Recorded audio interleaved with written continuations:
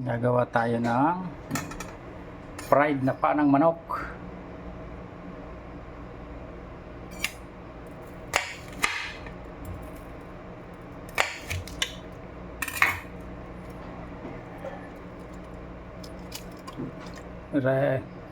Pressure cooker muna natin. Yan yung pressure cooker. Lagyan ko ng luya, bawang, dahon ng pamintang buo, asin, at saka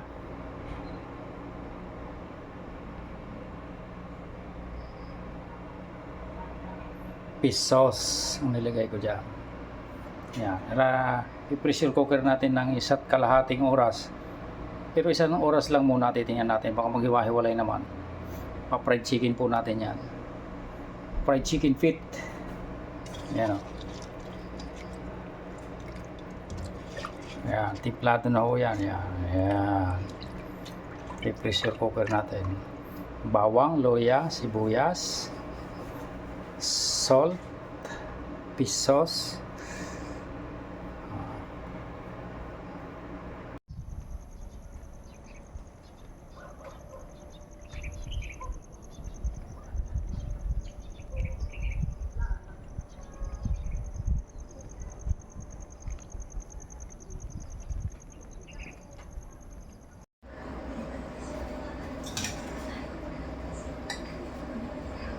Luto na yung ano yun, 1 oras kalahati. Pero palalambutin, palalambigin ho natin yan. Saka natin ipa-fry. Luto na siya. Pinakulang ko sa rice cooker sa kalahating oras. Yan. Mamaya ako napapakita sa inyo yung iba.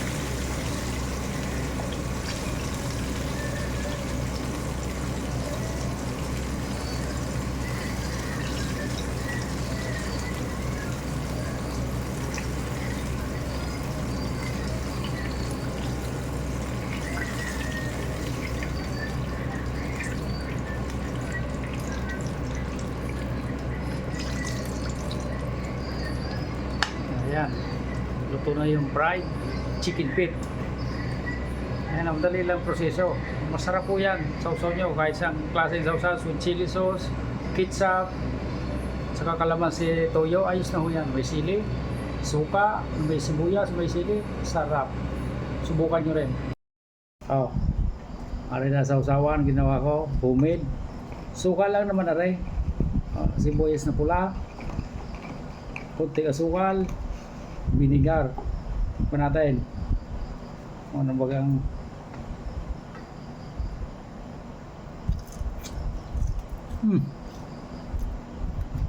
napapasana all ka na lang talaga. Pwede mong kainin pati buto. Lambot.